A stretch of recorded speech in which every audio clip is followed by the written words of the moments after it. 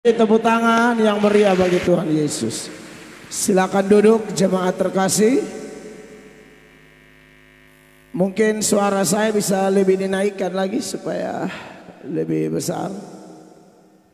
Karena kasihan kalau sudah pakai sound system lalu kita berteriak-teriak itu kan kurang pas. Sound system harus membantu. Ya, mantap. Baik, puji Tuhan jemaat terkasih. Pembacaan firman Allah bagi kita pada saat ini terpilih dari surat Efesus pasal 2 ayat 8, 9 dan 10. Efesus pasal 2 ayat 8, 9 dan 10.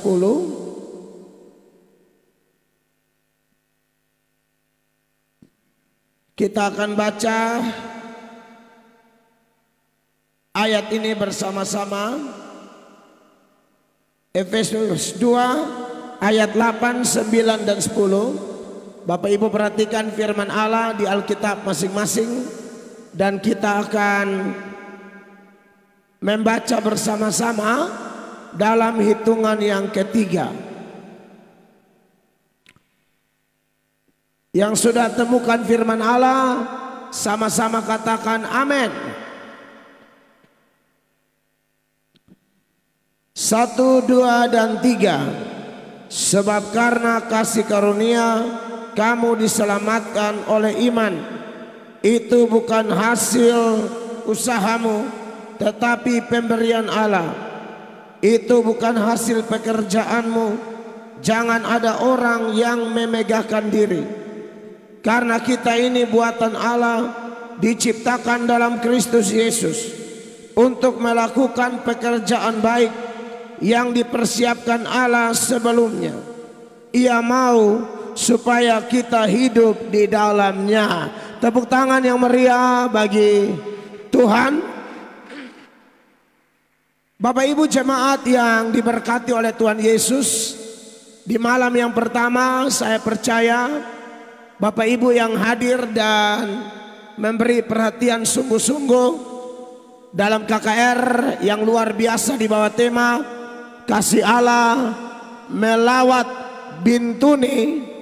Kita sudah mendengarkan keterangan-keterangan seputaran kasih Tuhan, bahwa kasih Tuhan itu begitu luar biasa. Dia memenuhi semua kebutuhan lahiriah kita, saudara-saudara. Tapi yang paling penting, yang paling puncak, yang terbesar dari kasih Allah adalah Dia memberikan Tuhan Yesus bagi kita. Amin. Itu adalah kasih terbesar yang Allah karuniakan bagi saya dan saudara. Dan saya tekankan tadi malam jemaat terkasih bahwa apa gunanya kita memiliki segala sesuatu kalau kita tidak memiliki Yesus. Oke, sebelum saya lanjut, pastikan anak-anak jangan ribut ya. Kakak-kakak di sekitar anak-anak tolong tenangkan kalau mereka ribut ya, supaya jangan mengganggu konsentrasi.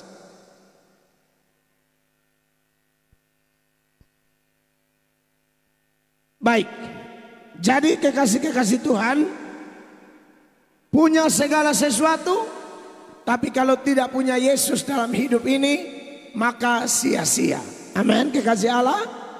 Dan menarik bahwa ayat yang kita baca pada hari ini sebagai nats pembuka, Efesus 2 ayat 8 sampai 9, mengingatkan kita lagi bahwa kalau ada orang bisa percaya Yesus, ada orang bisa menerima Yesus sebagai Tuhan dan Juru Selamat, itu semua adalah anugerah.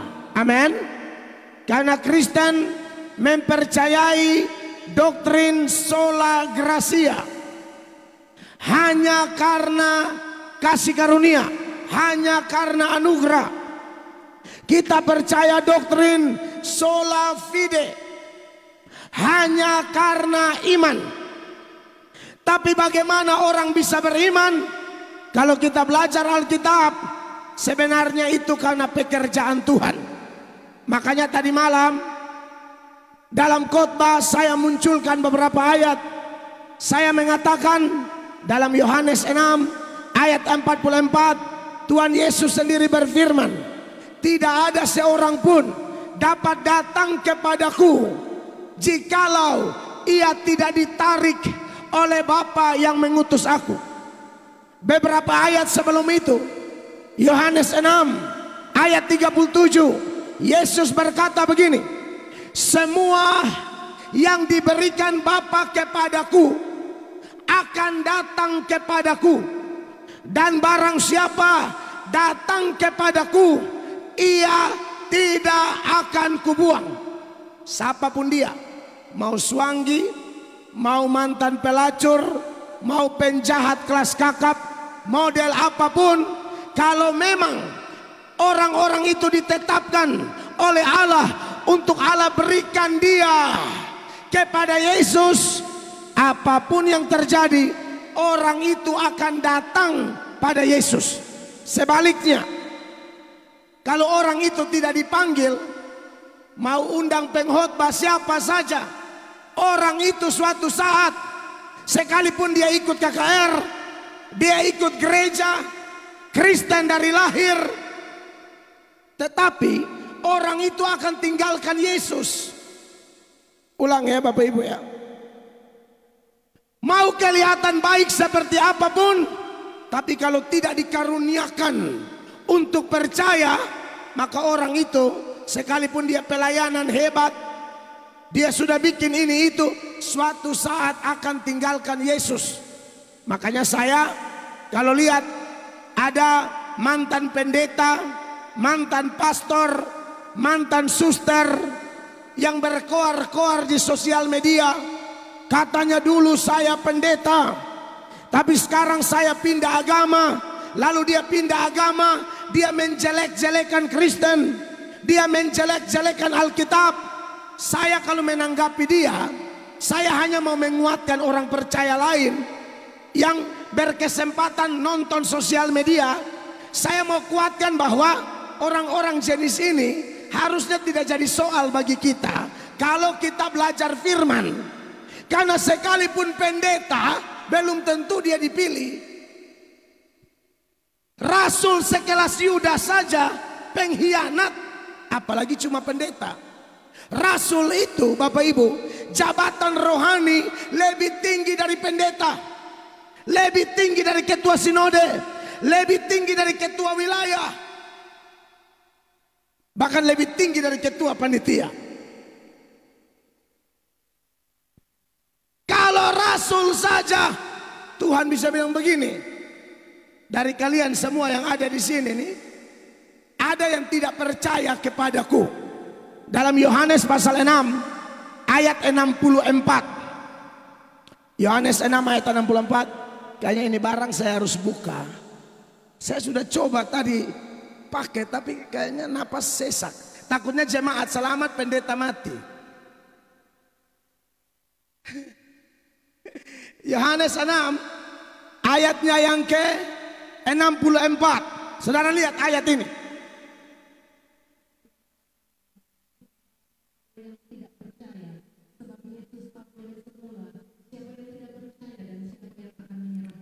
Dalam ayat ini ada dua kelompok orang tidak percaya.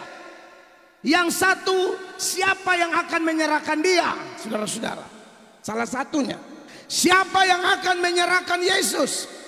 Yudas. Anda bisa bayangkan, seorang rasul yang dipilih masuk dalam 12 rasul, lalu diutus memberitakan Injil, tapi kemudian progresivitas pewahyuan kitab suci, dari bagian ke bagian kita soroti, ternyata Yesus bukakan siapa sebenarnya Yudas. Dia memang orang pelayanan, dia sibuk pelayanan, bahkan dia bendahara tim. Tapi tahukah Anda, Yesus sendiri berkata, orang ini orang tidak percaya.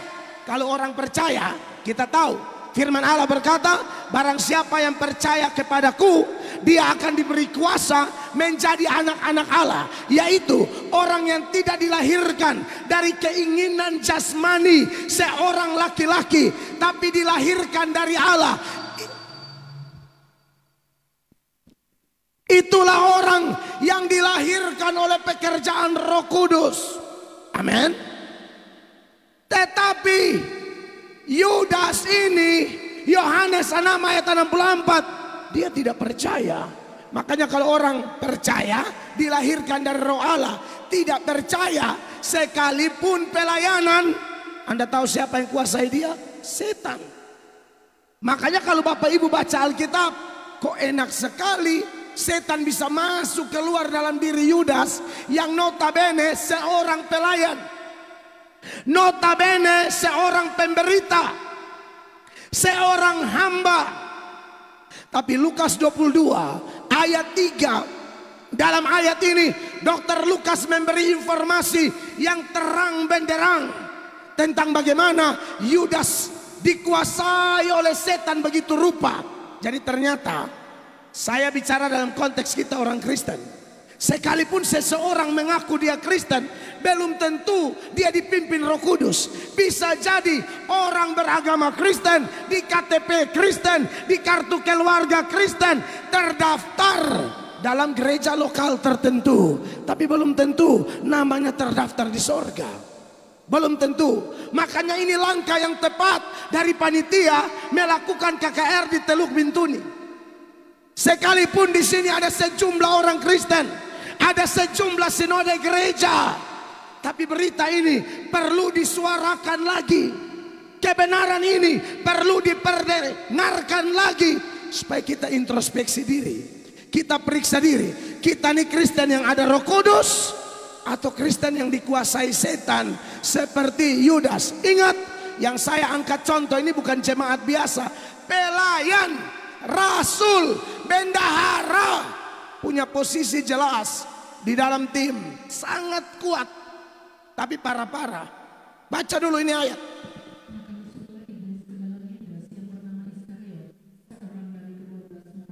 Iya.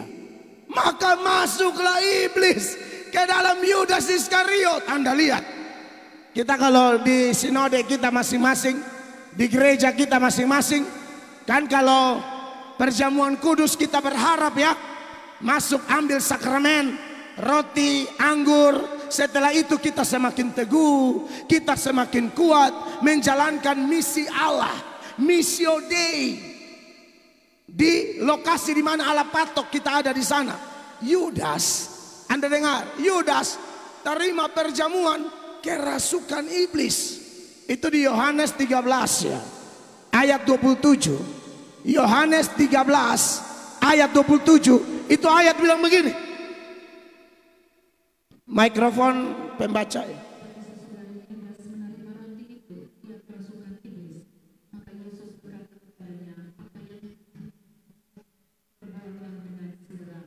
Saudara lihat ini.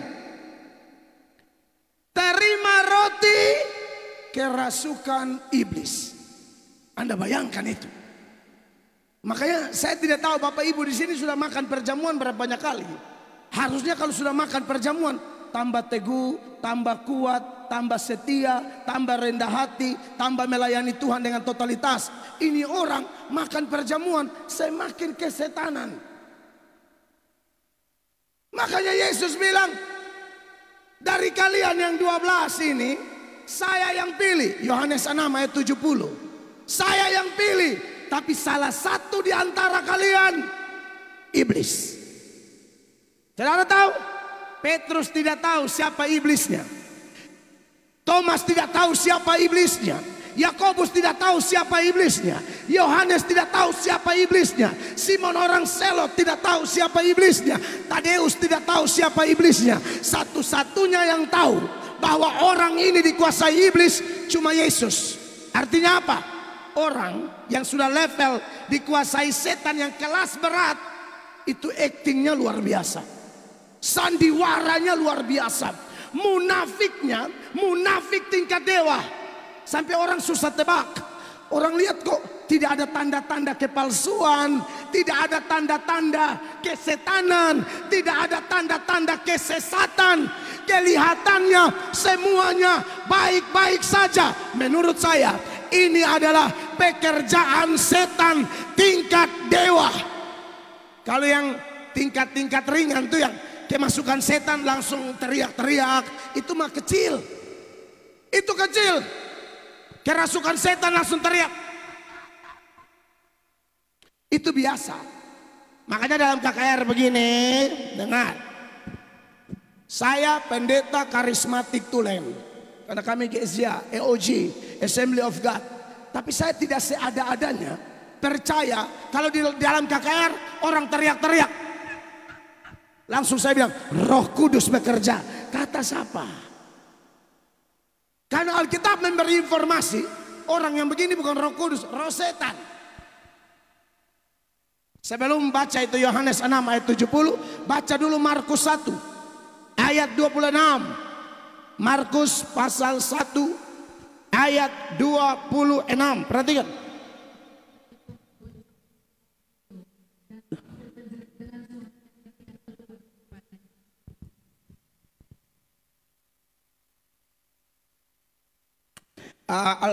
Mikrofon pembaca Alkitab bisa lebih bagus kah?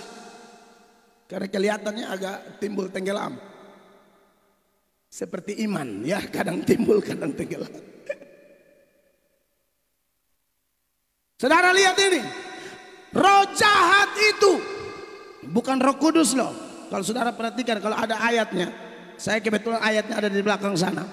Roh jahat itu menggoncang-goncang orang itu.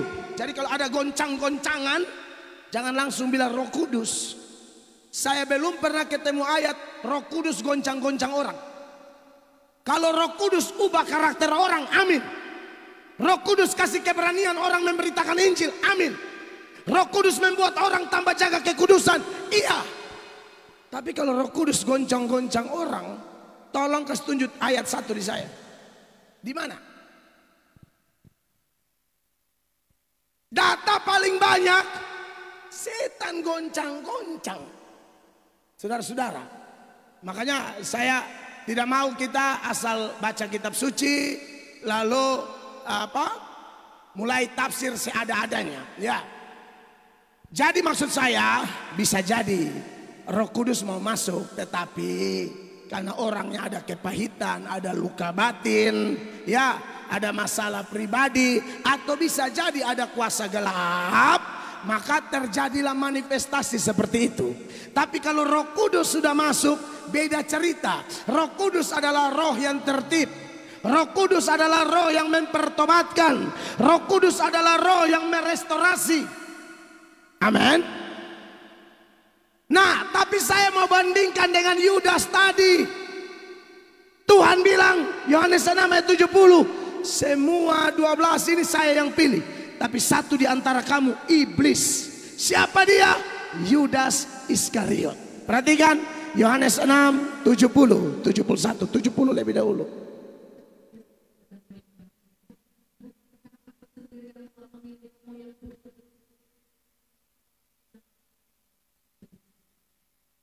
Tujuh puluh, 71.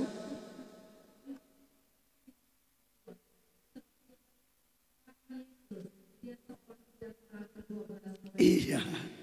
Nah, saudara bayangkan, setan kerja begitu rupa, tapi Anda lihat tidak ada kerasukan-kerasukan yang aneh-aneh, manifestasi. Tadi Yohanes 13 ayat 27 bilang dia kerasukan, tapi dia tidak berteriak-berteriak. Itu kerasukan kelas dewa. Sehingga begitu gampang dia menipu orang, begitu gampang dia mengelabui orang. Maka dari itu, anak-anak Tuhan yang diberkati Tuhan yang ada di ruangan ini, saya mau katakan, Yudas yang sudah pelayanan sekalipun, Tuhan bilang aku tidak pilih dia. Bahkan dalam doa Tuhan Yesus, dalam Yohanes 17 ayat 12, Yesus berdoa kepada Bapa supaya Bapa menjaga mereka semua, kecuali ada satu yang ditentukan untuk binasa. Dan saya yakin yang dibahas di situ adalah, yang dimaksud di situ adalah Yudas Iskariot. Yohanes 17 ayat 12.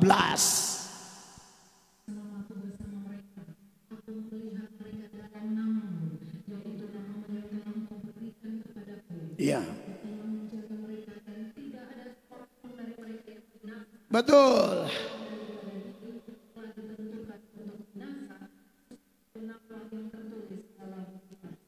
selain dari dia yang ditentukan untuk binasa. Dan di bagian lain Tuhan Yesus bilang, ini orang sebaiknya jangan dilahirkan oleh ibunya, karena orang ini pasti dibinasakan. Tapi itu memang sesuatu yang tidak mudah. Itu urusan Tuhan. Amin. Saya hanya mau seberangkan kepada semua jemaat di sini bahwa kalau ada orang percaya, itu pekerjaan Tuhan. Saya pengkhotbah keliling, tapi saya tidak pernah percaya bahwa saya mempertobatkan orang. Tidak. Sekali lagi tidak. Saya belajar dari Rasul Paulus yang berkata, Paulus menanam, Apolos menyiram, tapi pertumbuhan adalah Allah. Pendeta tidak usah mencuri kemuliaan Allah. Pendeta tidak usah merasa bahwa kita mampu merubah sikap hati orang. Tidak mampu. Saudara tahu kenapa saudara hadir malam ini?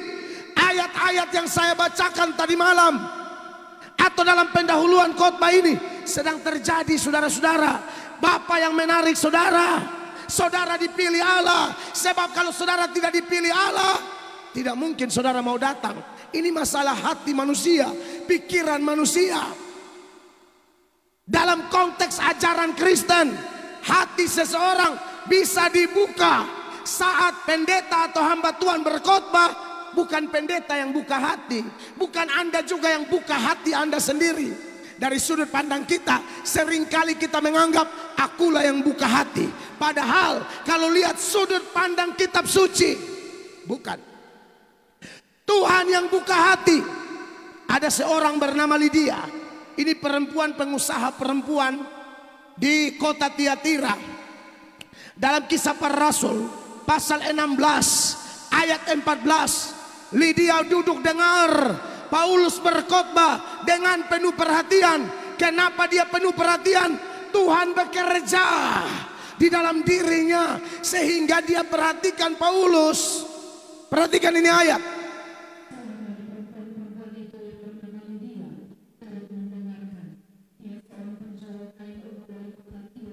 Iya, betul. Sampai di sini Tuhan membuka hatinya sehingga apa?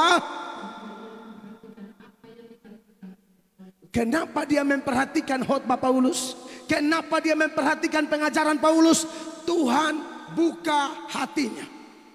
Tuhan membuat dia menghormati Tuhan. Karena saya percaya tanda orang menghormati Tuhan itu kelihatan dari sikapnya terhadap firman Allah. Sikap Anda dalam membaca Alkitab, sikap Anda dalam mendengarkan khotbah menentukan seperti apa sikap Anda kepada Allah. Karena pada mulanya adalah firman. Firman itu bersama-sama dengan Allah, dan firman itu adalah Allah. Jangan bilang Anda hormat Allah kalau Anda tidak suka baca Alkitab. Jangan bilang Anda hormat Allah kalau pendeta khotbah Anda bikin kesibukan sendiri. Jangan bilang Anda hormat Tuhan kalau Anda tidak memberi perhatian kepada firman Allah. Anda tidak hormat Tuhan Allah. Omong kosong. Amin.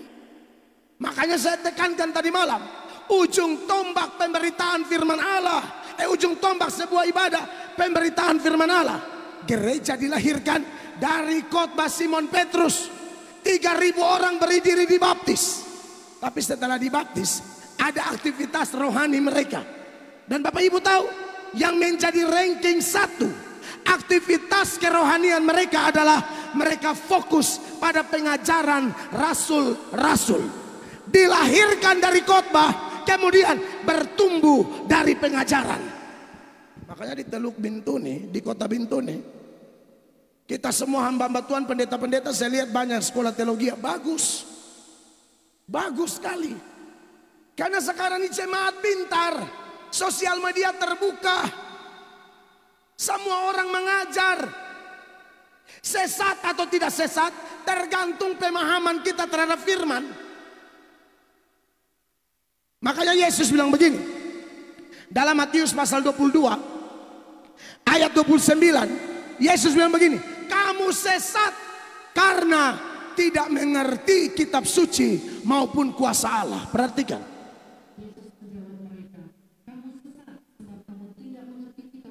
Ya. Beda pengkhotbah dengan motivator. Kalau saya ini pengkhotbah. Kalau motivator dia tidak pakai ayat. Dia kayak motivasi kayak Mario Teguh. Saudara kalau hanya butuh motivasi, tak usah undang kami. Undang yang model Mario Teguh. Dia tidak pakai ayat, dia omong aja saudara semangat. Tapi itu hanya menyentuh emosi.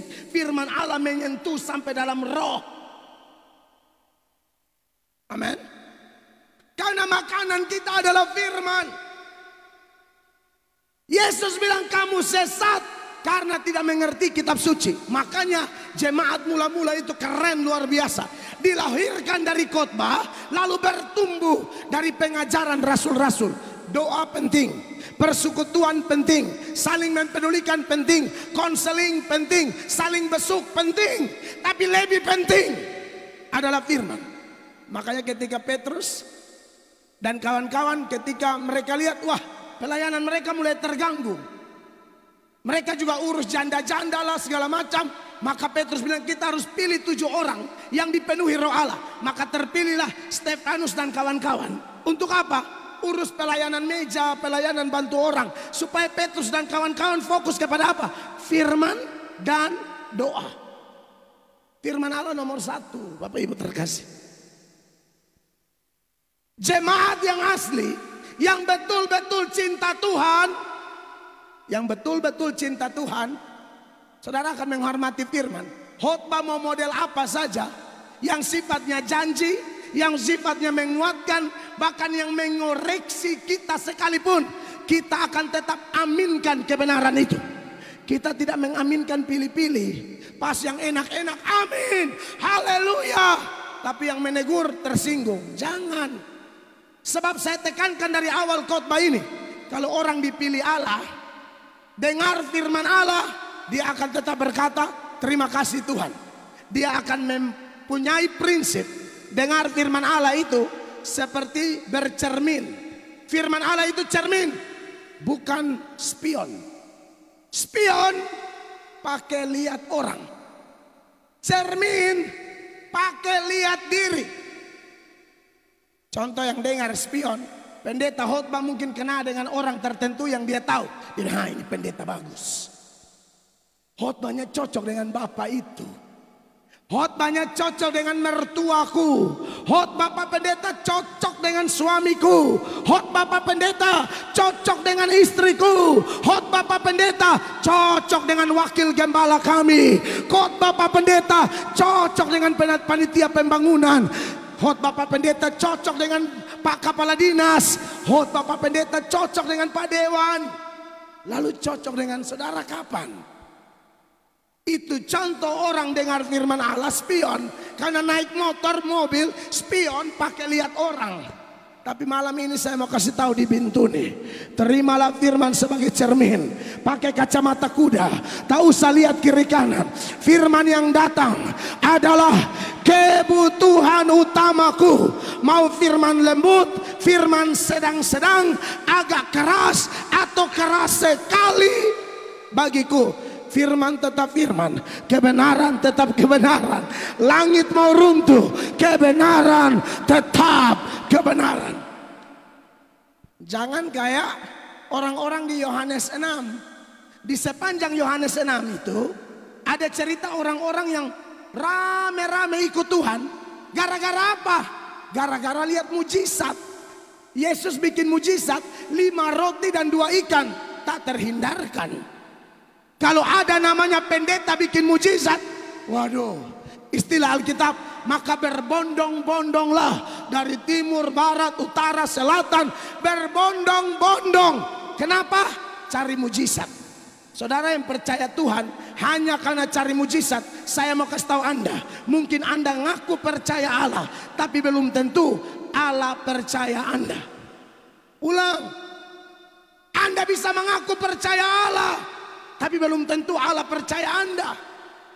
Makanya Yohanes pasal 2 sebagai pembanding saja, orang-orang jenis ini terlalu banyak waktu itu. Yohanes pasal 2 ayat 23, ayat itu bilang begini. Yohanes 2:23.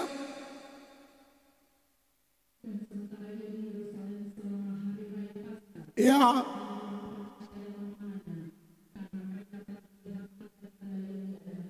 Banyak orang percaya dalam namanya karena lihat apa? Tanda-tanda, mujizat. Orang mati bangkit, orang lumpuh berjalan, orang buta melihat, termasuk tadi 5 roti 2 ikan dan sejumlah perkara-perkara spektakuler lainnya. Tapi ayat 24 dari Yohanes 2 ini, ayat ini bilang begini.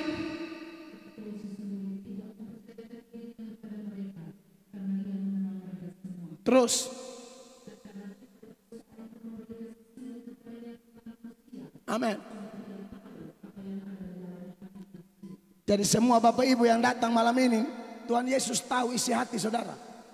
Mau cari Tuhan benar-benar, mau cari pemulihan benar-benar, mau merasakan kasih Allah yang sejati, mau merasakan pertobatan yang sungguh-sungguh, atau hanya sekedar melihat mujizat. Saya mau bilang, kalau Anda hanya mau lihat mujizat, ayat ini berlaku buat Anda. Yesus bilang, kamu mengaku percaya aku, tapi aku tidak percaya kau. Orang begini biasanya kalau mujizat ada hebohnya luar biasa, tapi bagian tidak ada mujizat marah-marah luar biasa. Dengar khotbah keras, ngamuk-ngamuk kayak Yohanes 6 tuh. Lihat 5 roti 2 ikan, semua senang. Tapi pada waktu mengikuti Yesus, Yesus sampaikan pengajaran. Mereka bilang apa? Di Yohanes 6 ayat 60. Pengajaran ini sangat keras. Siapa yang sanggup mendengarkannya? Perhatikan.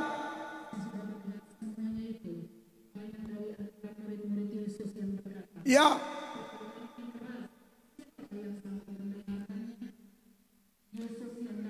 Sampai di situ, 60 saja.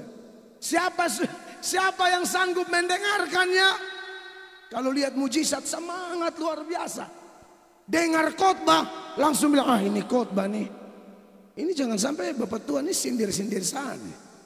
Ini mungkin panitia suka tahu jadi sindir-sindir sah. Saudara, siapa sindir-sindir kok? Saya ini bicara apa adanya. Saya tidak tahu isi hati saudara, tapi Tuhan yang utus saya tahu isi hati saudara. Amin. Jadi kalau Dia izinkan saya bicara, maka apapun terima saja. Tak usah kayak orang-orang ini. Kalau diberkati, haleluya, diberkati, amin. Dengar khotbah keras dari hamba Tuhan, tersinggung, marah pendeta, marah hamba Tuhan. Saudara jangan coba-coba melakukan itu. Sebab Alkitab berkata, hormat pemerintah 1 kali. Pemerintah harus dihormati. Hormat hamba Tuhan 2 kali lipat. Apalagi hamba Tuhan yang berkhotbah dan mengajar. 1 Yohanes 5 ayatnya yang ke-17. Ingat, hormat pemerintah harus, tapi hormat hamba Tuhan, Alkitab berkata, hormat 2 kali lipat. Perhatikan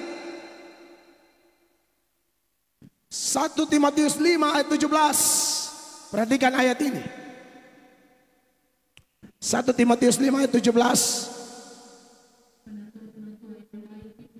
Ya. Yes. Nah, ini mengingatkan semua pendeta supaya kalau khotbah keringat keluar. Pendeta senior kami GSJ di NTT mengatakan, pendeta khotbah tidak keringat tidak boleh makan. Benar. Makanya kalau saudara lihat panitia siap makan, saya hantam betul-betul karena saya keringat. Oh iya, kan logikanya begitu. SH, sarjana hukum.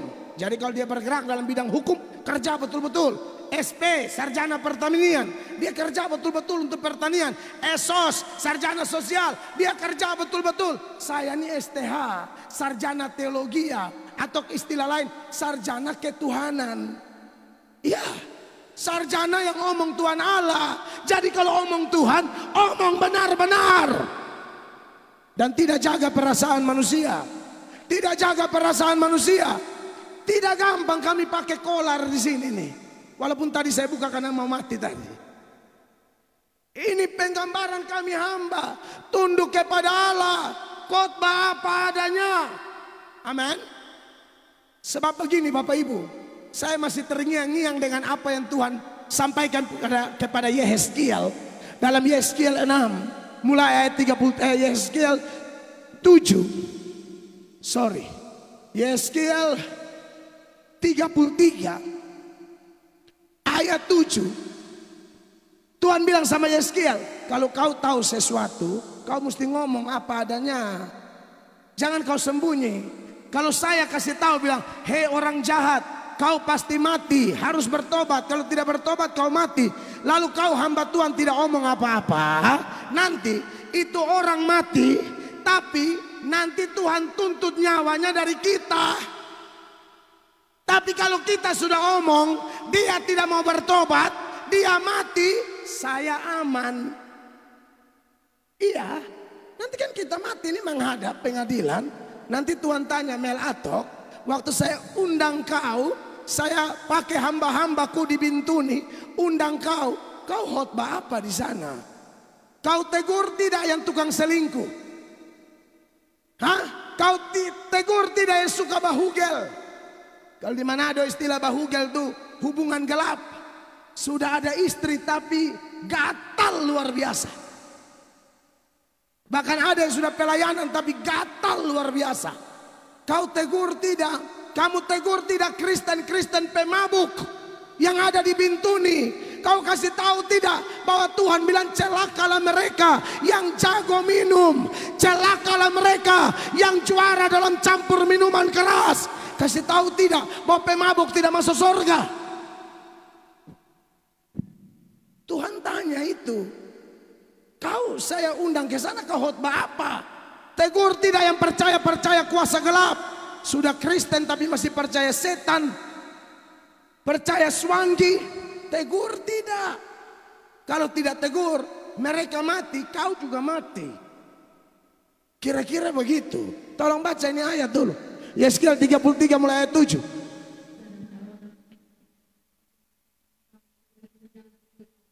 Iya. Iya. Terus.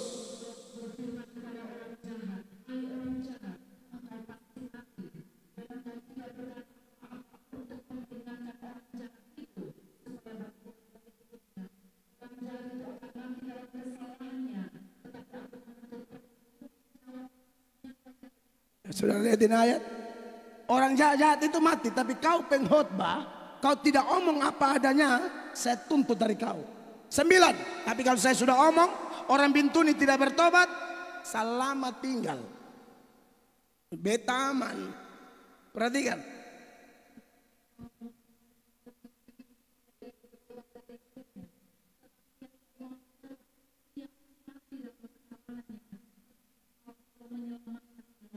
Makanya kenapa saya kalau khotbah di mana-mana, saya tidak bisa jaga perasaan manusia. Amin. Tapi saya bersyukur di tanah Papua ini ya. Papua Barat sudah 6 provinsi sekarang.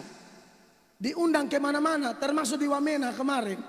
Itu ternyata panitia tuh seleksi pengkhotbah. Ada ini, ada ini, ada ini. Panitia bilang, kalau yang ini jangan, terlalu banyak lucu. Nanti orang tidak bertobat, justru ketawa-ketawa pulang bikin dosa terus. Mereka tunjuk saya, ini nih. Kita butuh yang ini. Maka saya diundanglah ke Wamena. Di Wamena kan saudara tahu sendiri, aduh. Itu kegiatan tidak bisa malam begini. Atas jam 3 orang sudah stop kegiatan. Wamena. Kemarin Pak Wakil Presiden mau datang gak jadi. Saya sampai ketemu dengan kepala-kepala ada dari mata 4 penjuru mata angin. Bersama Pak Dandim, saya sudah khotbah, sudah kasih tenang pun tidak masuk. Mereka tetap punya tuntutan tertentu dengan Pak Wakil Presiden. Sehingga Pak Wakil Presiden hanya turun di Jayapura, tidak jadi ke Wamena. Acara saya yang harusnya tanggal 11 digeser ke tanggal 10. Saya kecapean luar biasa, tapi harus langsung pimpin khotbah dan seminar. Tanya jawab dengan mahasiswa-mahasiswa di sana. Tapi itu yang orang Papua mau begitu. Terima kasih orang Papua. Karena kita ini mayoritas Kristen. Harus dengar khotbah yang kategori makanan keras, bukan bubur sud. Yang kita cari babi rica. Amin. Kita cari yang babi rica, paniki rica. Oh, apalah namanya. Kepiting sos Padang. Terima kasih saudara. Karena ini ayat bilang, Yohanes 6 ayat 60 tadi, mereka bilang khotbah ini keras, siapakah yang sanggup mendengarkannya? Dan di ayat 66, orang-orang yang tidak tahan dengan khotbah itu, walaupun tadinya sudah disebut murid Yesus, bukan yang 12 murid ya, mereka murid di luar 12 murid, mereka sudah disebut 12 murid, tapi murid model apa? Hanya khotbah keras, langsung mundur. 66.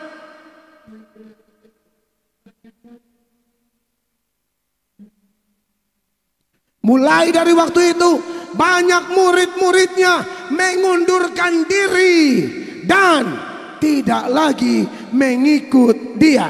Di ayat 60 mereka bilang khotbah ini keras. Ayat 66 mundur semua. Saudaraku, inilah orang-orang yang tidak dipilih Allah. Jadi saudara-saudara, kita yang beragama Kristen sekarang, kita tidak usah urus agama lain dulu. Fokus ke dalam diri kita. Kita Kristen model apa? Amin.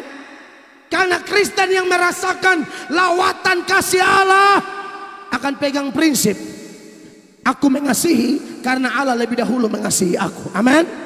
Karena Allah sudah mengasihi aku, Allah sudah menyelamatkan aku. Sesuai nats pembuka, kamu diselamatkan bukan karena usahamu, bukan karena pekerjaanmu, bukan karena hasil usahamu, tetapi karena kasih karunia Allah oleh iman. Tapi ayat 10 mengatakan kita diciptakan dalam Kristus supaya melakukan pekerjaan baik. Kita bukan diselamatkan untuk hidup sembarang.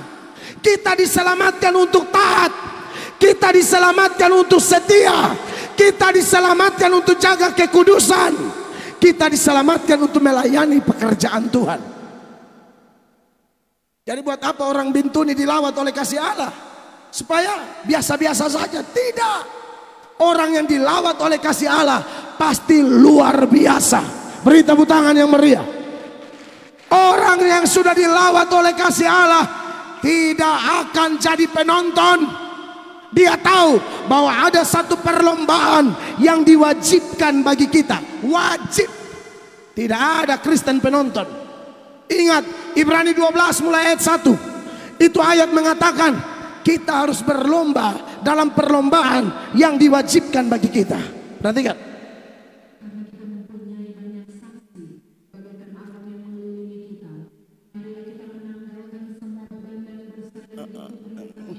Amin. Dan berlomba dengan tekun dalam perlombaan yang diwajibkan bagi kita. Kenapa Allah melawat kita di Bintuni? Supaya kita masuk perlombaan. Hanya orang yang sudah mendapatkan lawatan kasih Allah yang punya gairah untuk berkata, aku bukan penonton, aku bukan tim penilai, aku bukan tim pengukur, aku pemain. Jangan ngaku Kristen kalau hanya jadi penonton terus. Saudara, ini serius loh. Saya katakan serius. Saya akan buktikan dengan data-data. Tolong dicatat ayat-ayatnya. Tolong perhatikan. Puji Tuhan dari Dinas Kominfo malam ini live ya. Nanti khotbah ini ada. Nonton kembali kalau lupa ayat-ayatnya. Ini penting. Saudara yang bilang sudah dilawat kasih Allah, apa buktinya? Anda dilawat oleh kasih Allah. Allah tidak melawat kita untuk jadi anak manja. Allah tidak melawat kita untuk menjadi pemalas. Allah melawat kita untuk bekerja. Allah melawat kita untuk melayani. Karena bagi orang tidak melayani, terkutuklah Anda. Apalagi Anda yang pernah komitmen melayani. Biasanya kalau pas ada sakit berdoa, Tuhan kalau aku sembuh nanti aku melayani. Kalau aku sembuh nanti aku bantu gereja. Kalau aku sembuh nanti, aduh, sejumlah janji. Saya berharap janji-janji itu ditepati. Sebab dosa sebesar apapun saudara minta ampun, Allah ampuni. Tapi janji-janji kita Allah tidak lupa, dia tagih terus. Itu semacam natsar, saudara-saudara. Dosa kayak apa minta ampun diampuni. Tapi soal janji-janji kita jangan coba-coba.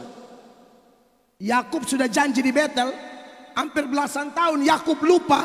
Tuhan kasih ingat, pergi ke Betel. Yang kau janji, kau lari dari Esau tuh. Kau janji katanya mau buat mezbah. Kembali bikin mezbah. kau jangan menang janji, cepat. Amin. Ya Bapak Dewan, kalau suatu saat Tuhan angkat Bapak Dewan jadi ketua DPR kah, jadi bupati kah, Bapak harus tetap melayani Pak Dewan. Harus tetap jadi berkat bagi Bintuni. Komitmen apa bikin itu? Kalau pejabat saja begitu, apalagi pendeta. Kita sudah dilantik jadi pendeta, ditabiskan oleh sinode. Untuk apa? Perkaya diri? Bukan. Kita harus mengembangkan, menyebarkan Injil kemana-mana. Karena sekali lagi, semua yang tidak melayani Tuhan dikutuk. Ada satu kota, dia punya nama kota Meros. Di Hakim-Hakim pasal 5. Hakim-Hakim 5 ayat 23. Dalam ayat itu Tuhan suruh kutuk Meros. Bukan 1-2 orang, satu kota itu dikutuk. Gara-gara apa? Satu kota tidak melayani Tuhan. Seumpama itu Bintuni, karena Bintuni tidak melayani Tuhan, Tuhan bilang kutuk semua penduduk Bintuni. Mulai dari pejabat sampai rakyat jelata, mulai dari rohaniwan sampai jemaat, kutuk semua. Mereka pemalas semua, tidak ada yang mau melayani Tuhan. Hakim-Hakim 5 ayat 23, dengar. Ya, kutukilah habis-habisan penduduknya. Kenapa Tuhan begitu marah sambil berkata kutuk habis-habisan mereka? Karena mereka tidak datang membantu Tuhan. Artinya apa? Tidak pelayanan. Saudara, saya omong ada data. Saya bukan pengkhotbah asal bunyi yang 1 jam berkhotbah lalu ayat cuma sedikit. Tadi malam anak-anak datang kasih catatan, saya salut loh anak-anak yang bawa catatan, saya tanda tangan. Itu ayat-ayat yang saya omong, mereka catat semua. Tepuk tangan buat anak-anak kita itu. Bagus itu. Karena dalam ilmu tafsir, firman itu tafsir firman, itu baru namanya isi hati Allah. Kalau kau omong panjang lebar ayat cuma 2, dipertanyakan kualitasmu membicarakan isi hati Allah. Makanya saya ngotot, pembaca harus baca baik-baik. Karena ini ayat semua ada di kepala, tinggal saya seberangkan. Pembaca harus cepat. Dikutukilah seluruh Meros. Anda lihat ini ayat. Jadi jangan main-main. Sekali lagi yang saya tekankan tadi, saudara yang sudah komitmen di gereja Anda, ini misalnya gabungan 7 majelis daerah GPKI ini, ada pelayan-pelayannya kan? Saudara sudah komitmen, jangan coba-coba mundur dari komitmen.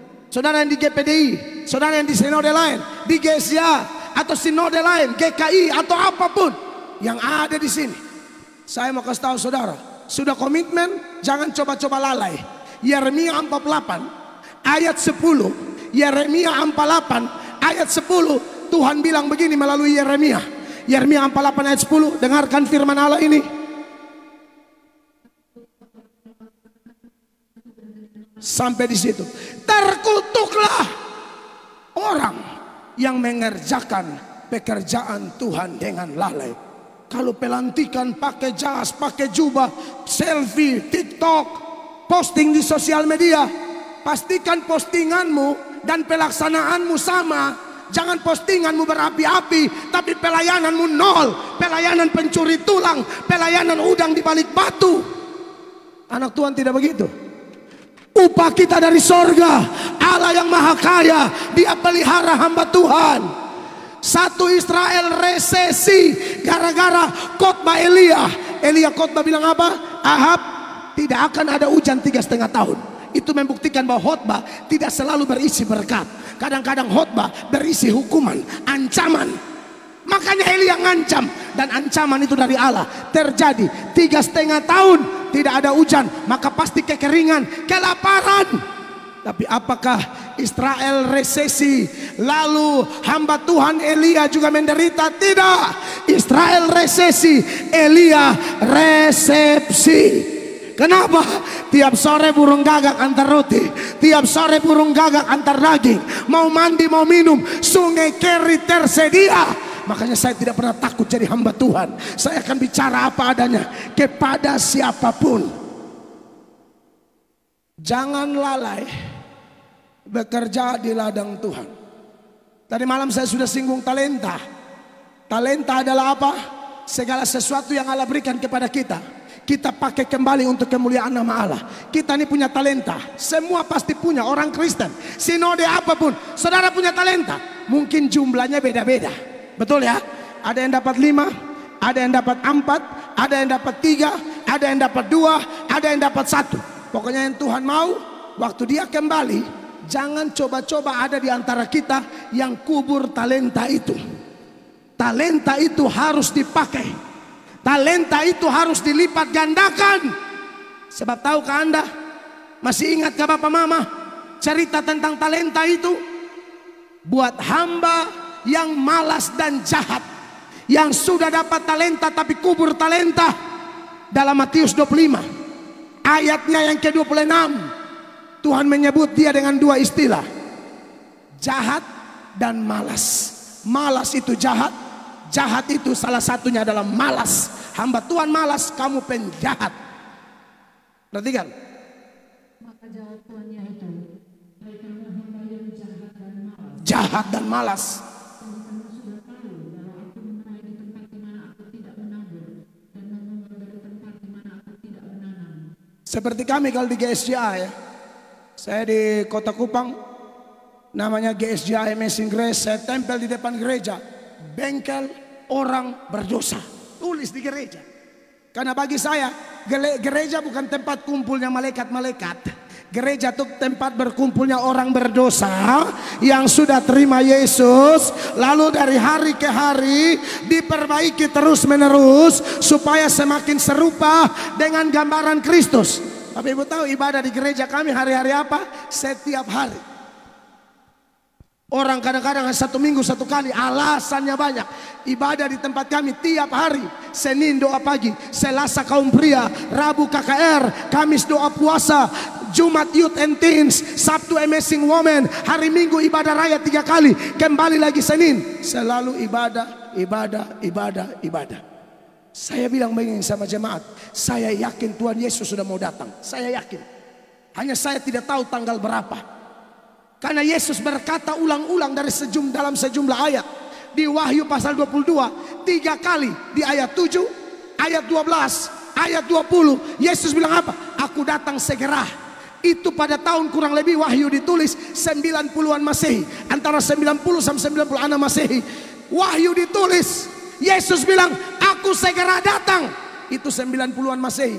Sekarang 2023 Masehi.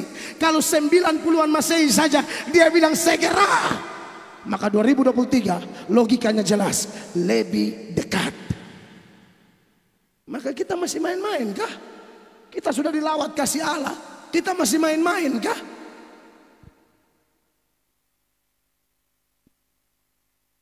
Yesus bilang sama itu hamba, kau hamba yang jahat, hamba yang malas.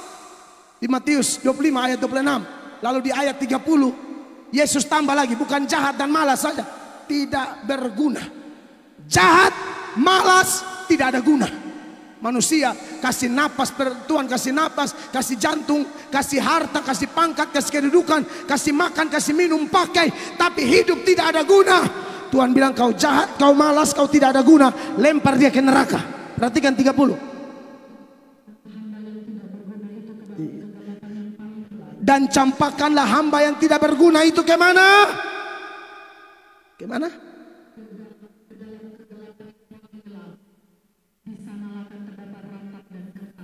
Saya serius saudara. Malam pertama kita sudah bicara banyak porsi Allah ke kita. Ini malam saya bicara porsi kita ke Allah. Memang saya sengaja. Tadi malam sudah dengar banyak toh, Allah buat kita, Allah, atas ke bawah, atas ke bawah. Sekarang bawah ke atas. Saudara buat apa untuk Allah? Jangan tanya apa yang Allah buat Anda. Karena Anda masih bernapas saja, itu bukti Allah berbuat sesuatu kepadamu. Jangan omong banyak. Kau masih hela napas gratis toh. Orang lain pakai O2, supaya saudara tahu. O2 yang tabung tinggi begini tuh, 1 tabung sekarang mungkin 5 juta. Saya tidak tahu di Papua mungkin lebih mahal. 5 juta kalau ketergantungan 10 tahun aja kali sudah. 5 juta kali 10 tahun, bayar sampai mabok. Saudara hela napas tidak bayar toh? Kalau hela tidak bayar, tarik tidak bayar, pakai napas yang ada, maksimal bagi Tuhan. Itu lagu kan enak, semua orang suka menyanyi. Hidup ini adalah kesempatan, ya toh? Refnya, oh Tuhan, pakailah hidupku selagi apa? Selagi Aku masih kuat. Bila saatnya nanti aku tak berdaya lagi, hidup ini sudah jadi berkat. Bila aku tak berdaya, makanya masih muda nih, hantam-hantam betul. Amin. Saya sejak bertobat sampai ini hari, saya khotbah, sudah tidak tahu berapa ribu kali khotbah. Karena saya tahu mungkin suatu saat saya akan terkapar di tempat tidur, tidak bisa bikin apa-apa lagi. Tapi tidak ada lagi janji-janji omong kosong. Sembuhkan aku supaya aku pelayanan. Tidak, aku sudah pelayanan. Sakit sekarang wajar, itu normal. Manusia tidak ada yang tambah hari tambah kuat. Secara lahiriah kita merosot, tetapi secara batinia kita dibaharui dari sehari ke sehari. Kristen begitu, Kristen begitu. Sudah dilawat oleh Allah, harus berapi-api. Saya percaya kalimat ini. Orang yang percaya dan yakin dan merasakan bahwa dosanya sangat banyak dan dosanya itu diampuni oleh Tuhan, semua diampuni. Orang model begini, dia paling mengasihi Allah.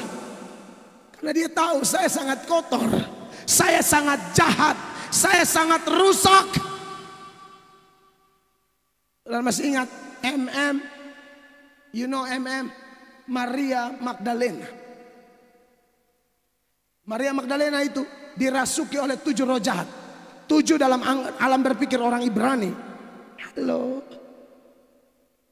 mamanya Eman, baju merah. Ayo kembali ke mama dan papa. Haleluya.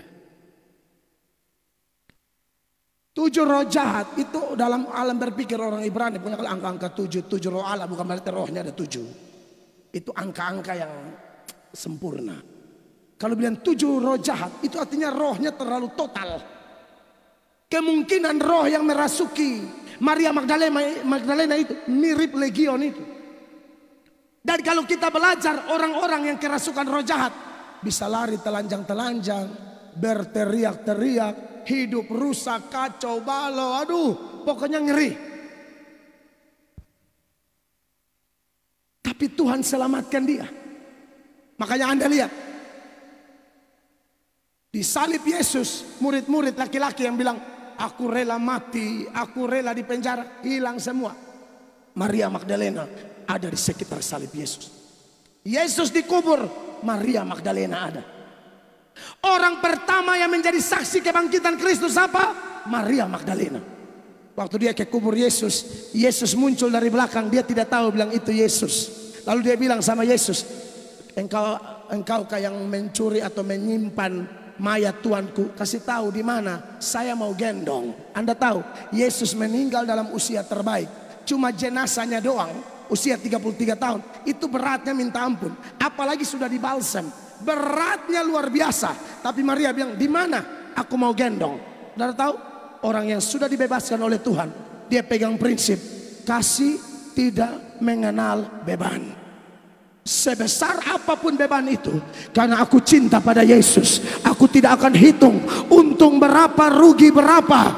Aku mau melayani yang terbaik, karena Yesus sudah melakukan yang terbaik bagi saya. Mungkin saudara menatap saya dan berkata, puji Tuhan, saya tidak seperti Maria Magdalena, saya tidak dirasuk oleh roh jahat. Iya, tapi tahukah Anda, waktu Anda dan saya percaya Yesus, kita bukan hanya dibebaskan dari roh jahat, kita dibebaskan dari neraka. Neraka lebih kejam dari roh jahat. Harusnya Anda yang percaya, Anda telah dibebaskan dari neraka. Anda lebih dahsyat, Anda lebih berapi-api dalam melayani Tuhan. Tidak cari untung berapa, rugi berapa. Saya sudah diselamatkan. Saya sudah saksikan tadi malam sekitar akhir khotbah saya. Saya anak tidak jelas. Saya ini anak haram, anak hasil persinahan. Kami semua ada 6 bersaudara, 2 meninggal. Laki-laki semua 4 orang. Semua anak hasil kumpul kebo. Saya tidak malu bersaksi. Saya sudah selesai sarjana teologi, baru saya pulang urus papa dan mama saya nikah. Saya tidak malu. Tapi anak haram ini diselamatkan oleh Allah. Bagaimana mungkin aku tinggal diam? Bagaimana mungkin aku hanya duduk jadi penonton? Aku mau melayani dia karena dia terima aku apa adanya. Dia mengampuni dosaku, dia menjadikan aku ciptaan baru, dia pakai aku jadi juru bicaranya. Saya akan melayani all out demi kepentingan gereja, demi kepentingan Injil, demi kepentingan bangsa ini. Saya akan berteriak demi Tuhan. Bapak mama kalau pergi ke Kupang, ke rumah saya, akan lihat rumah saya tuh security 24 jam. Kenapa? Ada alasan. Di pos satpam di rumah saya, security 24 jam. Shiftnya gantian 24 jam. Karena saya tuh target dibunuh. Densus 88 kasih kabar ke Polda NTT. Ada 3 gereja akan dibom. Salah satunya gereja Tuhan tempat saya gembalakan, GSJ Amazing Grace, bengkelnya orang berdosa tadi. Kenapa mau dibom?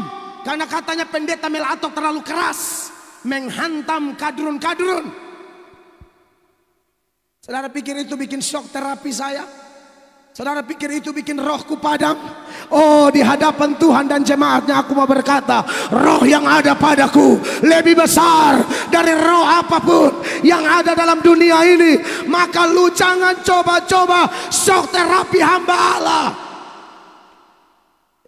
Karena kebijakan jemaat bilang, Bapak harus ada security, kasihan ibu dan anak-anak. Saya punya anak 4 kecil-kecil, yang paling kecil masih 2 tahun. Maka alasan itulah ada security. Tapi saya bilang, jangan ada nasihat dari polisi atau siapapun yang datang nasihat saya bilang, Bapak tolong perlembut khotbah. Oh, tidak akan lembut, akan tambah kencang. Karena saya percaya firman Allah, tidak ada satu rambut pun di kepalaku bisa jatuh ke tanah di luar izin Tuhan. Amin. Tidak ada burung pipit kecil jatuh di luar izin Tuhan. Apalagi pendeta, apalagi hamba Allah. Kalaupun kami harus mati tidak ada masalah. Karena Alkitab berkata, hidup adalah Kristus, mati adalah keuntungan.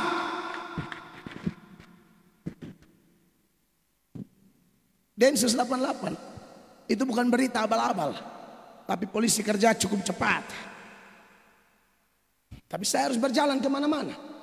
Setelah ini saya harus KKR di Palu, saya harus KKR di Kaltara, saya harus KKR di Kaltim, saya harus KKR di Balikpapan, saya harus KKR di segala macam tempat. Setelah ini Poso, saya akan pergi. Saya akan pergi. Karena Yesus berjanji, Dia Allah Immanuel, God is with us. Allah beserta kita. Alkitab berkata, jika Allah di pihakku, siapakah yang menjadi lawanku?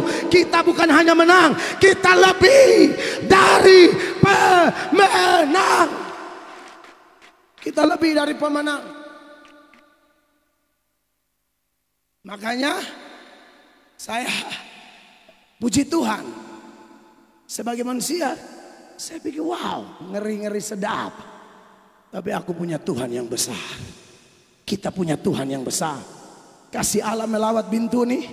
Benarkah Dia melawat Bintuni? Akan kelihatan setelah KKR ini. Akan ada kebangunan rohani, bukan di gereja-gereja saja, tapi dimulai dari rumah-rumah tangga. Karena suami-suami akan bangkit, istri-istri akan bangkit, anak-anak akan bangkit. Mesbah doa dalam keluarga akan semakin menyala. Jangan tunggu di gereja, dimulai dari keluarga. Kepala-kepala keluarga yang ada di sini, jadilah gembala yang baik bagi istri dan anak-anakmu. Amin. Harus baca Alkitab tiap hari. Yesus saja hadapi setan pakai senjata apa? Sebanyak 3 kali. Ada tertulis. Ada tertulis. Ada tertulis. Yesus tidak rubah senjata. Senjata pertama ada tertulis, yang kedua pengalaman pribadi, yang ketiga koneksi dengan pejabat. Oh tidak. Ada tertulis. Ada tertulis. Ada tertulis. Jangan rubah-rubah senjata, hai orang Kristen, apalagi hamba-hamba Tuhan. Senjata kita firman Allah. Amin, saudara-saudara. Yesus berkata langit dan bumi ini pasti berlalu, tetapi firman Allah tidak akan pernah berlalu. Siap bangkit Bintuni? Tunjukkanlah melalui ketaatan Anda. Amin. Ketaatan saudara. Iman bertumbuh dari pendengaran.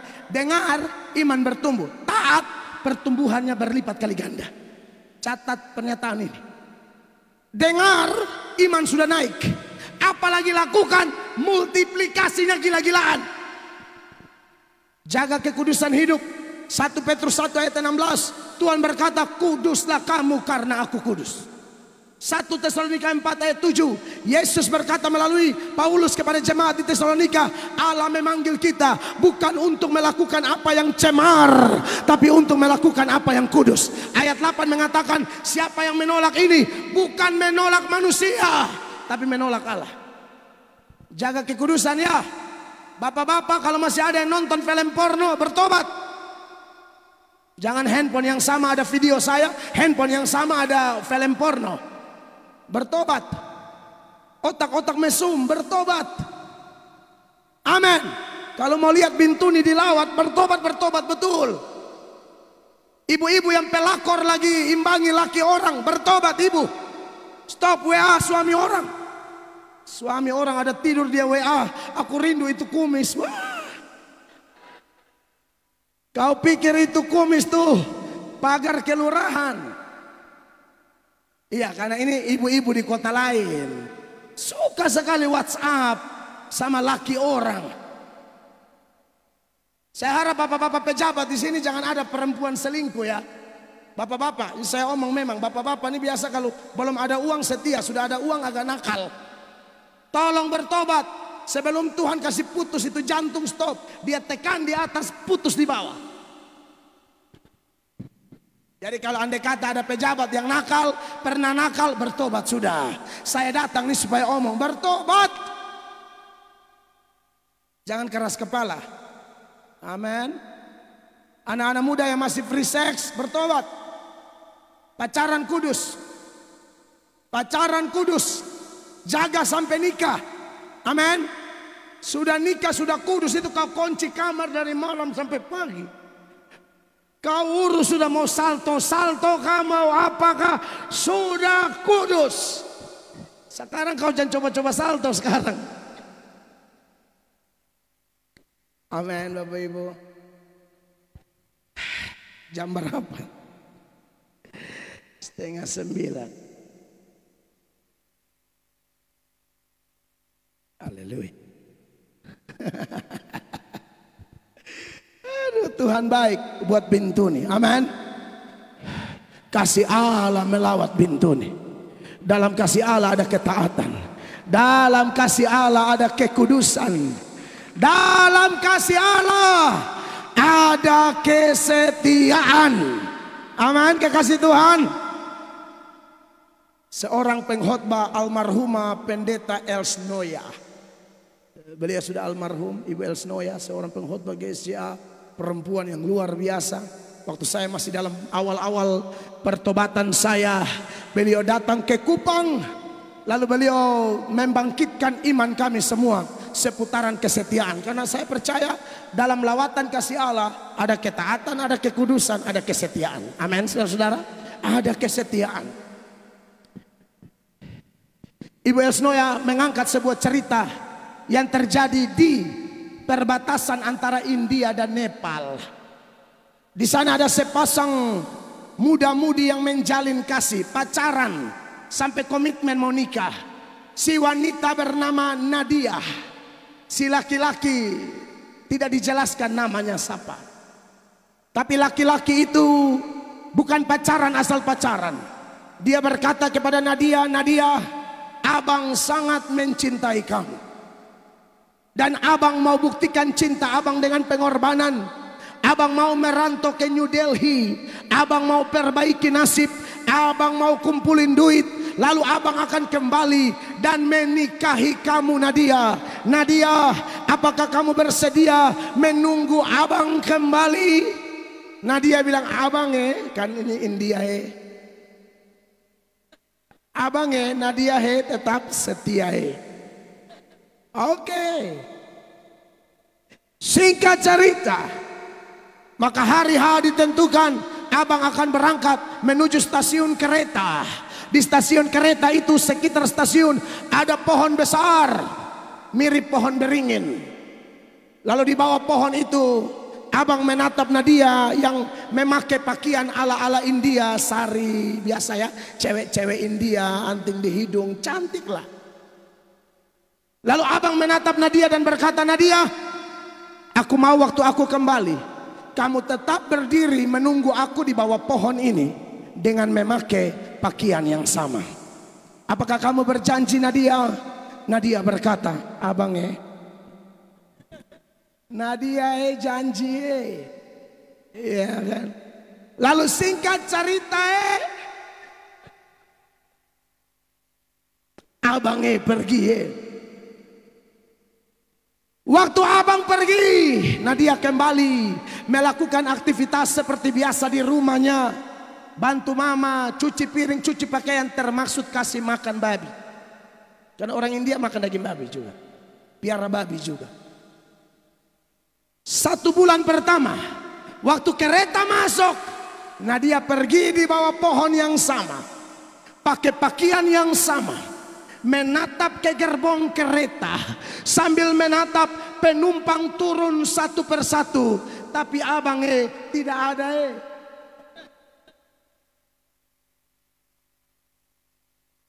Nadia pulang, lakukan aktivitas seperti biasa. Bulan kedua, bulan ketiga, seterusnya bulan ke-6, bulan ke-8, sampai tahun pertama kereta masuk, Nadia pergi di bawah pohon, pakai pakaian yang sama, menatap ke kereta api, lihat penumpang turun satu-satu, abang nggak nongol-nongol. Tahun kedua, tahun ketiga, tahun keempat, tahun kelima, Nadia melakukan hal yang sama. Sampai tetangga-tetangga berkata, Nadia sudah gila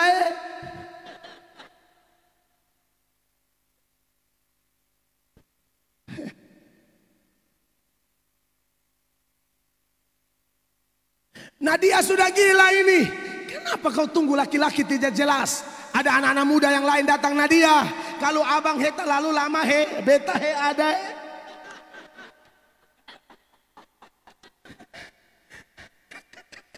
Iya kan, mereka kasihan Nadia. Nadia kalau terlalu lama ada pace mace kuts hota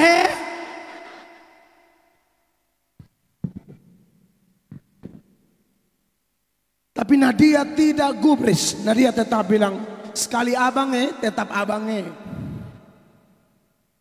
Tahun ke-6, tahun ke-7, tahun ke-8, Nadia melakukan hal yang sama. Omongan tetangga semakin menjadi-jadi. Nadia cantik-cantik tapi gila, cantik-cantik tapi miring. Jam 7:05, ini kan posisinya begini. Jam 7:05 tuh begini. Tahun ke-9, tahun ke-10 Nadia melakukan hal yang sama. Tahun ke-10 Nadia datang di bawah pohon pakai pakaian yang sama, menatap ke gerbong kereta, melihat penumpang satu-satu turun. Nadia cek ada yang mirip abang, tapi bukan abang. Hati mulai kacau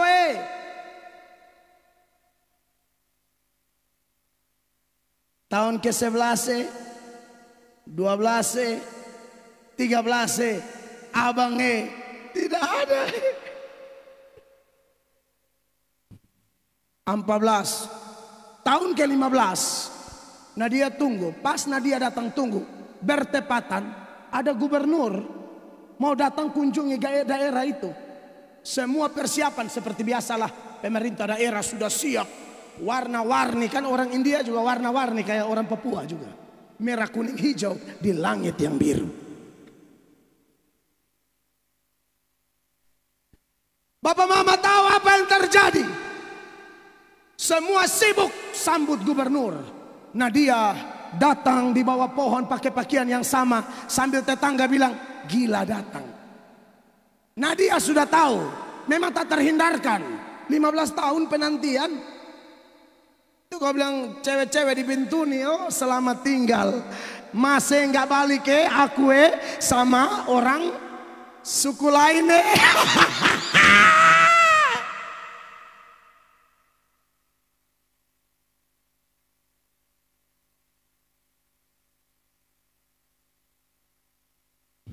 Dan apa yang terjadi? Sementara Nadia menatap ke sana, pemerintah lagi sibuk urus gubernur di sana. Nadia lihat, tidak ada.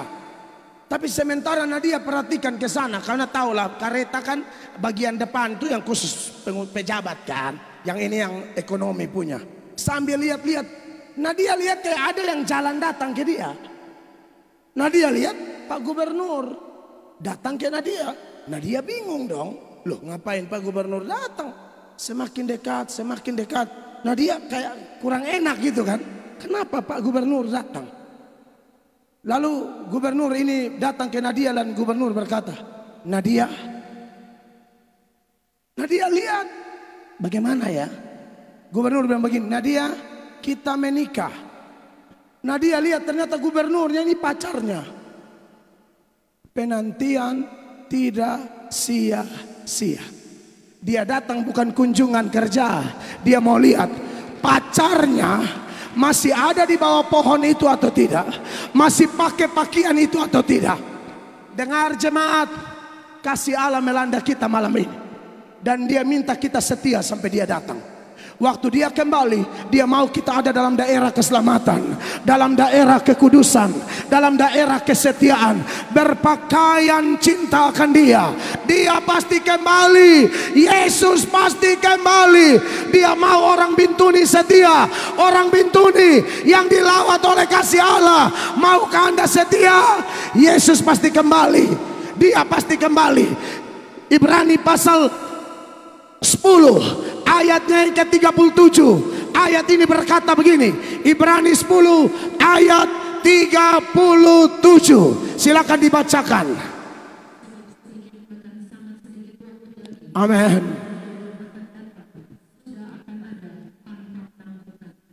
Iya, Yesus sudah mau datang. Dia tidak akan tahan-tahan. Saudara sudah siap untuk kedatangan Yesus? Beri tepuk tangan yang meriah bagi Tuhan Yesus. Saya selesai, mari kita berdiri bersama-sama. Para pelayan silakan ada di depan. Tuhan Yesus ajaib, terpujilah namamu, Allah yang hidup, Allah yang luar biasa. Terima kasih Tuhan.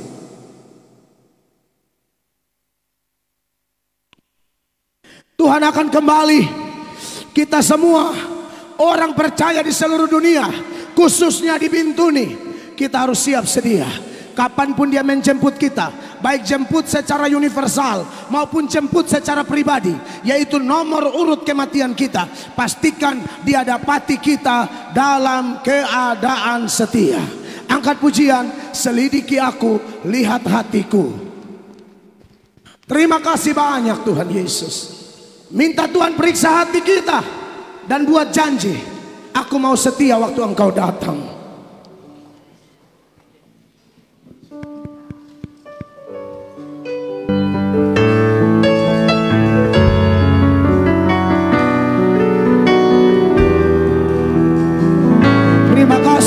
Tuhan, selidiki, sama-sama nyanyikan. Selidiki aku, lihat hatiku Tuhan, lihat hatiku. Apakah aku sungguh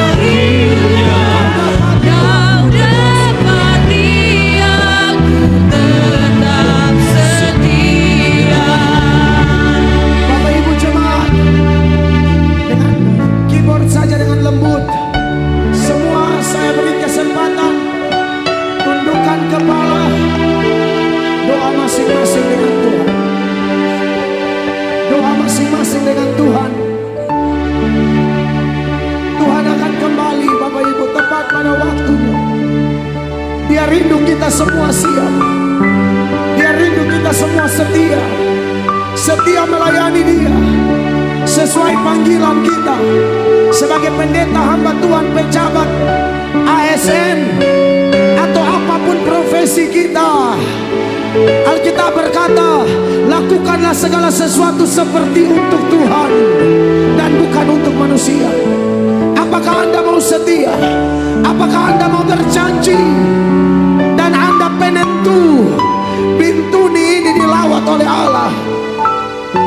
Kalau Anda mau untuk menjadi alat dalam tangannya, suami, istri, orang tua, pemuda, pemudi, pelayan Tuhan, kalau Anda mau berkomitmen di hadapan Tuhan, seperti Nadia menanti pacarnya dengan setia, begitulah kita, gereja mempelai perempuan, menanti Yesus sang mempelai laki-laki. Apakah Anda mau berjanji, hai jemaat Tuhan? Yang mau janji angkat tangan tinggi-tinggi. Tak usah malu, tak usah malu, tak usah gengsi, tak usah malu, tak usah gengsi. Luar biasa, banyak tangan yang terangkat. Luar biasa, luar biasa. Yang sudah angkat tangan maju ke depan. Sekarang nyanyikan ini pujian sekali lagi. Cepat. Selidiki aku, lihat hatiku. Siapa lagi maju? Selidiki aku, maju ke depan. Yang lihat hatiku, pejabat, apakah ku sungguh mengasihimu, Yesus, Kau yang Maha Tahu dan menilai hidupku. Tak ada yang tersembunyi bagimu. Selidiki aku, lihat hatiku, apakah ku sungguh mengasihimu, Yesus, Kau yang Maha Tahu dan menilai hidupku. Tak ada yang tersembunyi bagimu. Aku lihat kebaikan-Mu yang tak pernah habis di dalam hidupku.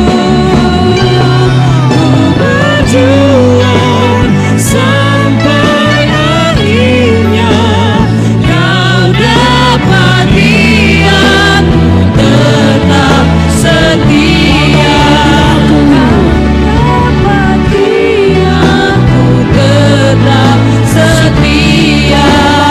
Kau dapati aku tetap setia. haleluya. Musik tenang. Bapak Ibu, mari angkat tangan tinggi-tinggi. Yang sudah ada di sini, yang di belakang, semua angkat tangan. Terima kasih, terima kasih. Tuhan pasti kembali, Bapak Ibu. Dia datang yang pertama, Dia datang secara pribadi. Dia jemput kita menurut nomor urut kita. Kapanpun itu terserah Tuhan. Yang pasti pada waktu Dia datang, kita dalam keadaan setia. Kita dalam keadaan sudah terima Dia sebagai Tuhan dan Juru Selamat. Semua kita yang sudah komitmen melayani Tuhan, bangkit bagi Kristus, bangkit bagi gereja, bangkit bagi Bintuni. Tidak kebetulan Tuhan tempatkan kita di negeri ini. Di satu negeri, kalau Allah tempatkan kita, kita harus mengandalkan Allah. Kita harus mengutamakan Dia. Dan percayalah Bapak Ibu, orang yang mengandalkan Allah, orang yang mengutamakan Allah, Tuhan akan beri kita berhasil. Kita akan beruntung. Melalui kita Bintuni bangkit bagi Kristus. Terima kasih banyak Tuhan. Terima kasih banyak Tuhan. Satu pujian lama, saya mau iring Yesus. Yang mau iring Yesus, yang sudah maju, yang tetap di belakang, mari kita berlutut bersama-sama di hadapan Tuhan. Saya mau iring Yesus. Mari kita berlutut. Semua berlutut di hadapan Tuhan. Yang di kursi berlutut di hadapan Tuhan.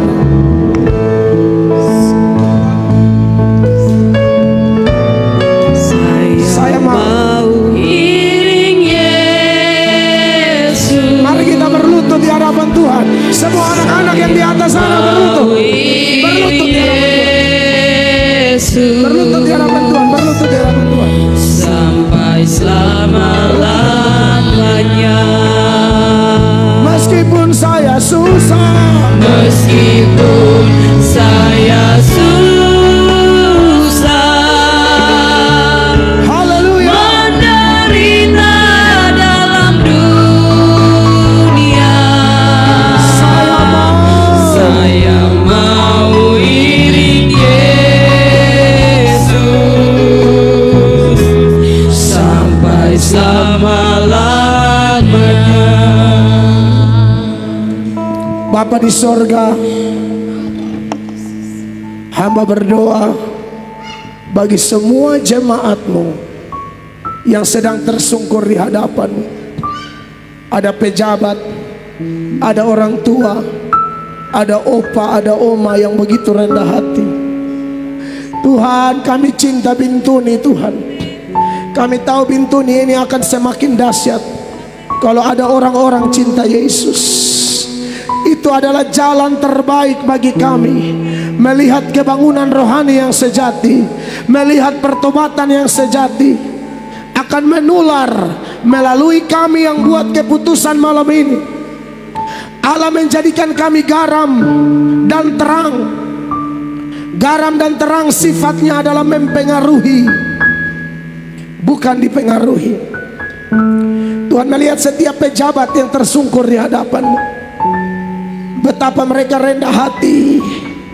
Mereka mau tunjukkan kepada rakyat bahwa hanya dengan merendahkan diri kepada Allah, Allah akan meninggikan. Engkau melihat orang-orang tua yang memberi teladan bagi anak-anaknya. Mereka berlutut di hadapan Allah untuk kasih contoh yang nyata kepada anak-anaknya bahwa orang yang merendahkan diri akan diangkat Tuhan. Seperti Tuhan mengangkat Yusuf, Tuhan mengangkat Daniel, Tuhan mengangkat Sadrak, Mesak, Abednego untuk kemuliaan nama Tuhan. Tuhan, kami mau bertobat sungguh-sungguh. Kami mau cinta Engkau sungguh-sungguh. Kami mau jaga kekudusan.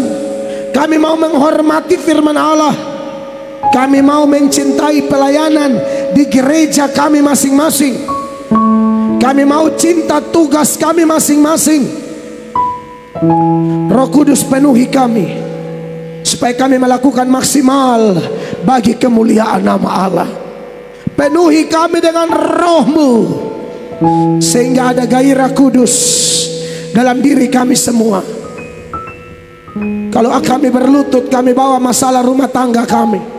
Kami percaya firman-Mu berkata, serahkanlah segala kekhawatiranmu kepada Allah, karena Dia yang memelihara kamu.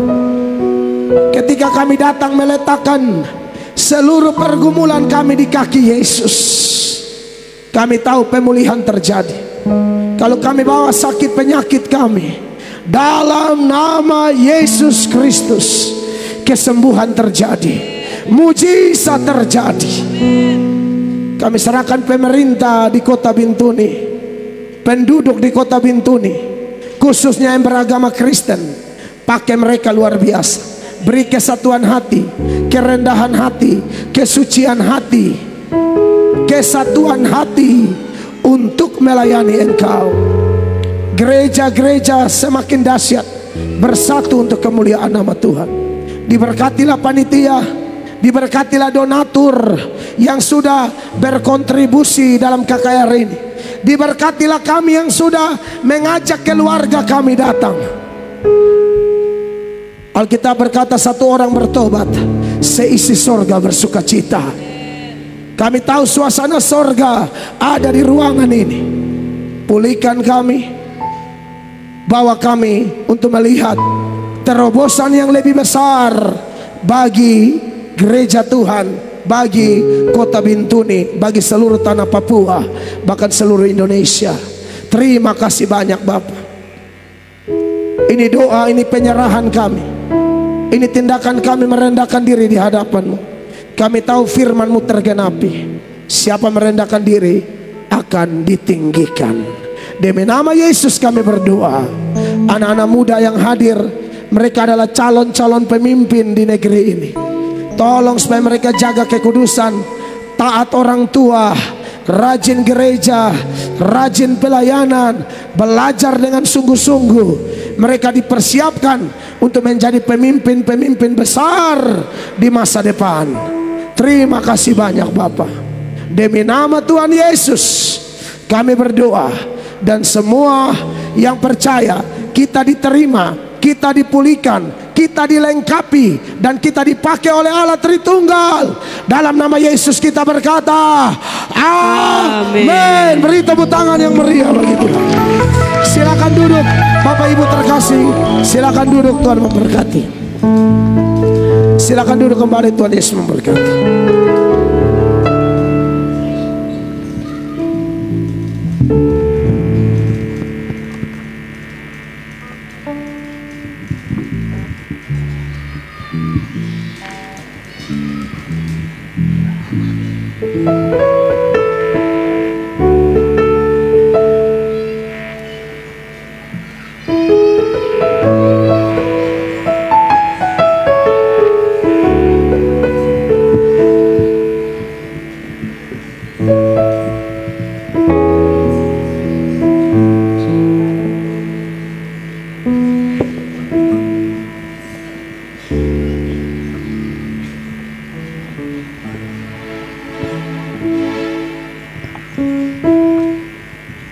Puji nama Tuhan.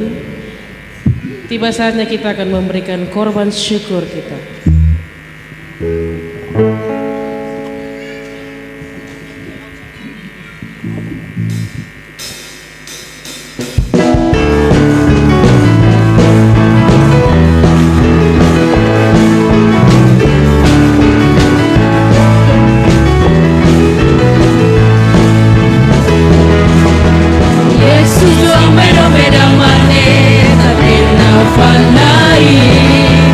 Yesus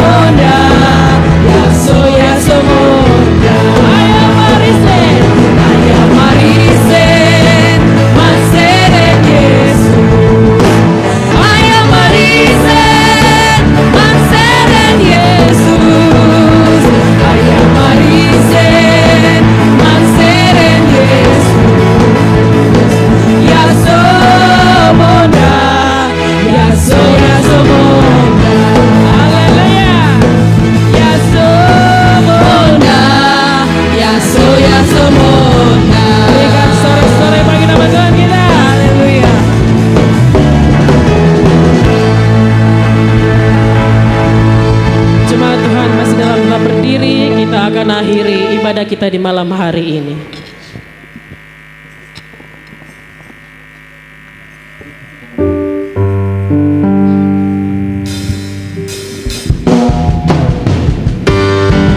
Bila kita pulang dari tempat ini, kita tidak pulang dengan tangan kosong, tapi kita membawa sukacita, damai sejahtera. Bumi penuh kemuliaan-Nya, bumi penuh kemuliaan-Nya, bumi penuh kemuliaan-Nya. Sucilah Tuhan, bahwa barat penuh kemuliaan-Nya, bahwa barat penuh kemuliaan-Nya, bahwa barat penuh kemuliaan-Nya. Sucilah Tuhan, lindungi penuh kemuliaan-Nya, lindungi penuh kemuliaan-Nya, lindungi penuh kemuliaan-Nya. Sucilah Tuhan, lindungi penuh kemuliaan-Nya, lindungi penuh kemuliaan-Nya, lindungi penuh kemuliaan-Nya. Sucilah Tuhan, sucilah Tuhan, sucilah.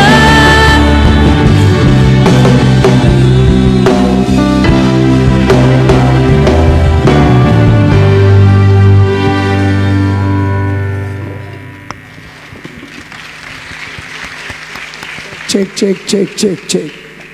Mari kita satu dalam doa. Terpujilah Allah yang hidup, Allah yang ajaib. Terima kasih buat KKR 2 malam yang begitu luar biasa. KKR ini luar biasa bukan karena kami yang terlibat di dalam KKR ini, tapi KKR ini luar biasa karena Tuhan hadir. Tuhan turut bekerja secara total bagi semua hamba-hambamu yang bertugas. Kami hanyalah hamba-hamba yang tidak berguna, yang melakukan apa yang harus kami lakukan. Oleh karena itu Tuhan, segala glory, segala kemuliaan hanya bagimu. Diberkatilah panitia yang sudah bekerja keras, semua tim altar, penari, bahkan semua jemaat yang hadir dengan kerinduan yang besar. Kami percaya bahwa jeripaya kami di dalam Tuhan tidak akan pernah sia-sia. Kami pulang tidak dengan kosong, kami pulang dengan berkat melimpah, sukacita, damai sejahtera, kekuatan, jawaban-jawaban, kepastian-kepastian yang berasal dari Allah. Terima kasih banyak Bapa di sorga. Engkau hebat, Engkau dahsyat, Engkau luar biasa. Jemaat terkasih, sementara kedua belah tanganmu terangkat tinggi-tinggi, pulanglah dan bawalah berkat melimpah-limpah, jasmani terlebih rohani, dalam rumah tangga, pekerjaan, pelayanan, pergumulan apapun. Tuhan bersama kita. Adapun seluruh berkat ini kita terima dalam nama Bapa, dalam nama Tuhan Yesus, dalam nama Roh Kudus. Semua yang percaya kita sudah diberkati untuk jadi berkat. Satu hati kita berkata amin. Beri tepuk tangan yang meriah bagi Yesus. Ya. Tuhan Yesus memberkati. Jemaat Tuhan dipersilakan duduk kembali.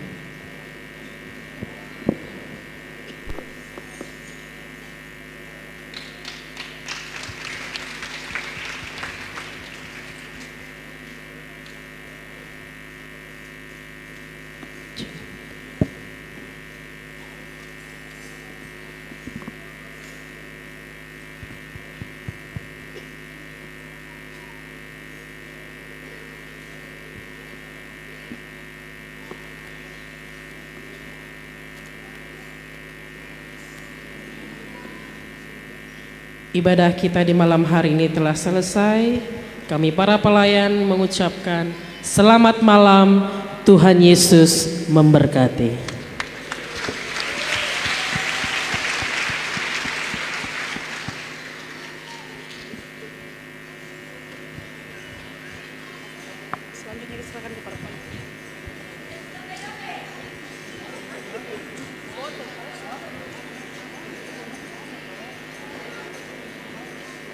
Musik kata.